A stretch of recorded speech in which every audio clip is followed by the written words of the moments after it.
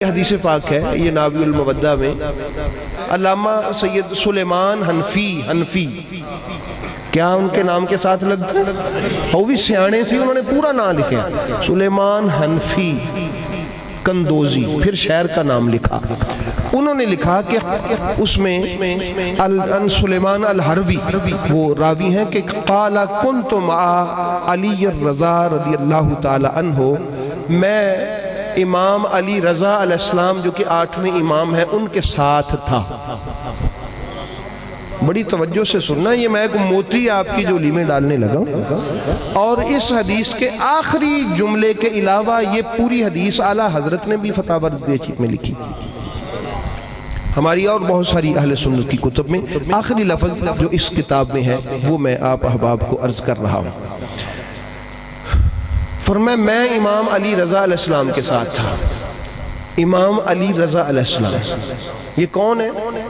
امام علی رضا علیہ السلام کے باپ ہیں امام موسیٰ کاظم، ان کے باپ ہیں امام جعفر الصادق، ان کے باپ ہیں امام محمد باقر، ان کے باپ ہیں امام زین العابدین، ان کے باپ ہیں امام حسین، ان کے باپ ہیں مولا علی. بھی بات سمجھ آگئی؟ اور یہ رسول پاک کے بچے ہیں سارے. ان سے روایت ہے، بڑی مزے کی بات ہے، توجہ سے سنیے گا. وہ فرماتے ہیں کہ ہینا خارج من نیشابور، نیشاپور سے مشہد مقدس کی طرف جب نکلے، وہوا فرمایا رأی تو ان کو ہم نے دیکھا، وہوا راکب بغلتہ الشہبا، وہ اپنے ایک خچر پر، ان کا جو خچر تھا اس پر وہ سوار تھے. فاذن تو اس وقت یعنی وہ جو وقت تھا جب وہ نکلے، احمد بن الحرب، یہ ہمارے اہل سنت کے ایک محدث گزرے ہیں، یحییٰ بن یحییٰ، اسحاق بن راہویہ، یہ امام بخاری کے بھی دادا اساتذہ میں سے، یہ ہمارے اہل سنت کے بڑے بڑے محدثین کے نام ہیں. فرمایا وہ وعدۃ من اہل العلم، اور پھر بے شمار اہل علم وہاں پر موجود تھے. حدیث پاک ہماری اہل سنت کی کتب میں کہ 20,000 کے قریب تو صرف محدثین تھے، 20,000 کے قریب جو کاغذ قلم لے کے بیٹھے ہوئے تھے. انہوں نے کیا کہا؟ قد تعلقوا بلجام بغلتہ، تعلقوا، وہ آپ کی سواری کی لگام سے چمٹ گئے. شان دیکھیں سید زادے کی، وقت کے بڑے بڑے محدثین اس سواری کی لگام سے کیا ہو گئے؟ چمٹ گئے. اور انہوں نے فقالوا، عرض کیا، یبن رسول اللہ صلی اللہ علیہ وآلہ وسلم بحق آبائک الطاہرین، تجھے تیرے پاک باپ دادا کا واسطہ. ہمارے اہل سنت کے بزرگوں کا طریقہ دیکھیں کہ ایک سید زادے سے مسئلہ پوچھنا ہے، حدیث سننی ہے، الفاظ پر توجہ کیجئے گا. بحق آبائک الطاہرین، تجھے تیرے طاہر و مطہر پاک و پاکیزہ آبا و اجداد کا واسطہ ہے. آپ کریں کیا؟ حدثنا بحدیث، ایک حدیث ہمیں صرف سنا دیں. کون سی؟ سمعتہ ان ابیک ان آبائہ رضی اللہ تعالی عنہم، جو آپ نے اپنے باپ سے سنی ہو اور انہوں نے اپنے باپ دادا سے. وہ حدیث ہمیں سنا دے، آپ کی منت ہے. ہم محدثین ہیں، ہم حدیثیں پڑھتے ہیں، ہم حدیثیں پڑھاتے ہیں، لیکن ایک حدیث سید زادے تیرے گھر کی، تیری زبان سے، کیونکہ تو رسول اللہ کا بیٹا ہے، ہمیں ایک حدیث سنا دیں. فَأَخْرَجَ رَأْسَهُ الشَّرِيفِ مِن مُضِلَّتِهِ، انہوں نے اپنا سر اقدس کو جھکایا اور پھر سر مبارک اٹھا کے کہا، قَالَ لَقَدْ حَدَّثَنِي أَبِي مُوسَى، مجھے میرے باپ موسیٰ کاظم نے حدیث بیان کی. ان ابیہ جعفر، انہوں نے اپنے باپ جعفر الصادق سے سنی. ان ابیہ محمد، انہوں نے اپنے باپ محمد باقر سے سنی. ان ابیہ علی، انہوں نے اپنے باپ علی بن حسین امام زین العابدین سے سنی. ان ابیہ الحسین، انہوں نے اپنے باپ امام حسین سے سنی. ان ابیہ علی ابن ابی طالب، انہوں نے اپنے باپ علی ابن ابی طالب سے سنی. اور پھر کیا کہا؟ ان رسول اللہ صلی اللہ علیہ وآلہ وسلم، اور علی پاک نے رسول پاک سے سنا۔ سند سنیے، اعلیٰ حضرت فرماتے ہیں اور ہمارے جمیع محدثین فرماتے ہیں کہ اگر کوئی پاگل ہو، کون ہو، اس پر یہ والی اس حدیث کی سند پڑھ پڑھ کے دم کر دیں، اللہ اس کو شفا دے۔ یہ کیوں کہا ہے ہمارے محدثین نے؟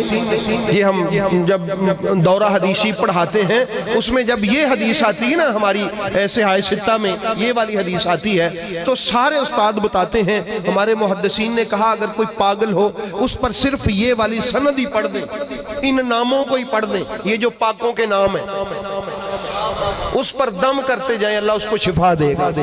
ایسی ہے تو اس لیے احباب گرامی سچی مچی پاگل ہوگے بڑیاں نہ ہوگے، اس کے لیے شفا نہیں ہے، بڑیاں پاگل نہ ہوگے۔ تو وہ کہتے ہیں رسول پاک علیہ السلام سے انہوں نے سنا انہو قالا، رسول پاک نے فرمایا سمعت جبریلا، میں نے جبریل سے سنا، اور یقول جبریل کہتا ہے، ہائے ہائے ہائے ہائے ہائے، جبریل کہتا ہے سمعت اللہ عز و جل، میں نے اللہ سے سنا۔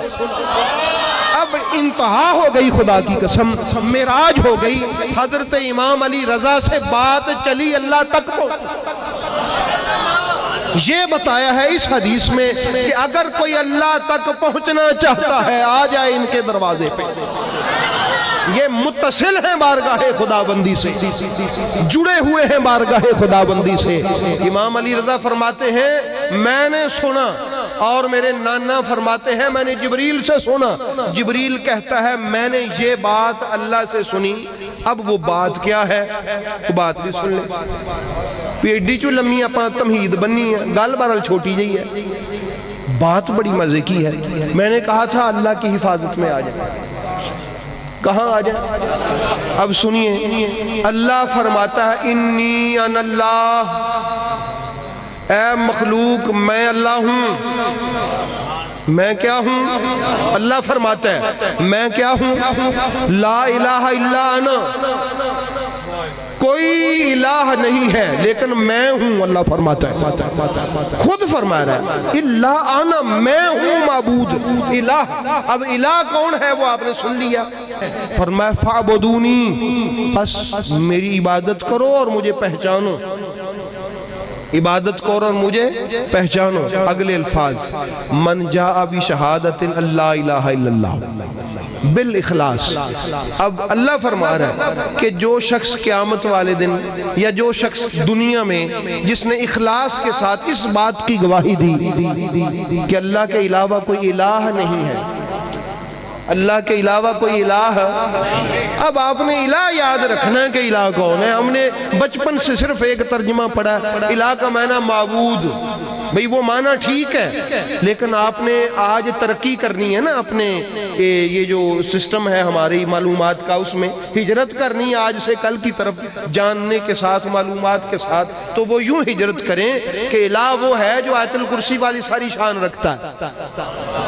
بھی بات سمجھ آگئی ہے؟ تو فرمایا جو اخلاص کے ساتھ اس بات کی گواہی دے داخلہ حصنی، وہ میرے مضبوط قلعے میں آ گیا۔ اللہ فرما رہا ہے، کون فرما رہا ہے؟ مضبوط میرا قلعہ ہے جو اس میں آ گیا۔ ومن داخلہ حصنی، اور جو میرے قلعے میں آ گیا داخل ہو گیا، امن من عذابی، میں اس کے لیے اعلان کرتا ہوں وہ عذاب سے بچ گیا۔ اخلاص کے ساتھ گواہی دے، اور اخلاص کیا ہے؟ پورے خلوص کے ساتھ وہ جانے آیت الکرسی کی ساری تفصیل کو، پھر خلوص کے ساتھ کہے واہ میرے مالک تو میرا الہ ہے، تیری کیا شان ہے۔ یہ معلومات رکھنے کے بعد الہ کہے، فرمایا وہ داخلہ حصنی، وہ میرے قلعے میں آ گیا ہے، اس قلعے کو دشمن وڑ نہیں سکتا۔ آمن من عذابی، اس کو میں نے اپنے عذاب سے امان دی۔ وفی روایت، اگلے الفاظ جہاں بات ختم ہونی ہے، حضرت علامہ سلیمان حنفی القندوزی فرماتے ہیں ایک روایت میں یہ ہے فلما مرت الراحلۃ، جب ان کی سواری چل پڑی نا، یہ حدیث لکھوانے کے بعد حضرت اسحاق بن راہوے جو چوٹی کے محدث ہیں ہمارے اہل سنت کے، ان کی حالت یہ تھی کہ ان کی سواری کے جہاں کھر لگے تھے نا پاؤں، وہ اس مٹی کو چوم رہے تھے، اور لوگ نڈال تھے کیونکہ انہوں نے دو خواہشات یہاں کی تھی۔ دوسری حدیث میں ہے کہ ایک ہمیں حدیث سنائیں اور ایک اپنی زیارت کروائیں۔ امام علی رضا علیہ السلام پردہ رکھتے تھے، نور ہی ایسا تھا دیکھنے کا بس نہیں تھا کسی کا۔ انہوں نے پہلے حدیث لکھوائی، پھر جب زیارت کروائی تو کسی کو ہوش ہی نہیں رہا، رو رہے تھے لوگ، چیخ رہے تھے۔ حضرت امام علی رضا علیہ السلام جب چل پڑے، وہ فرماتے ہیں نادانا، تو آپ نے پیچھے آواز دی ہمیں، اللہ بشروطہا، اور لا الہ الا اللہ پڑھنے والوں، اس الا اللہ اور الہ کی قبولیت کی کچھ شرطیں بھی ہیں، یہ توجہ طلب والا، اس کی کچھ شرائط بھی ہیں۔ سب نے سر اٹھا کے دیکھا کہ لا الہ الا اللہ کہہ کے اللہ کے قلعے میں آ جانے والا، اس کے لیے شرط کیا ہے؟ فرمایا وَأَنَا بِشُرُوطِهَا، اس وقت روئے زمین پر لا الہ الا اللہ کی قبولیت کی شرط میں علی رضا ہوں۔ یہ کیا شرط ہوئی بھئی؟ کہا میں ولایت علی کا علم بردار ہوں، علی کی ولایت پر تم یقین رکھو اور پھر لا الہ الا اللہ پڑھو، اللہ کے قلعے میں آ جاؤ، اللہ تعالیٰ تمہیں عذاب سے بچا لے گا۔ یہ فرمایا انا من شروطہا، میں اس کی شرائط میں سے ہوں۔ اس لیے احباب گرامی، یہ کوئی پاگل پن نہیں ہے، یا کوئی یہ کہے کہ یہ کوئی اہل سنت سے نکل جانا ہے، نا، یہ اسلام ہے، یہ دین ہے، یہ اللہ کے قلعے میں داخل ہونا ہے۔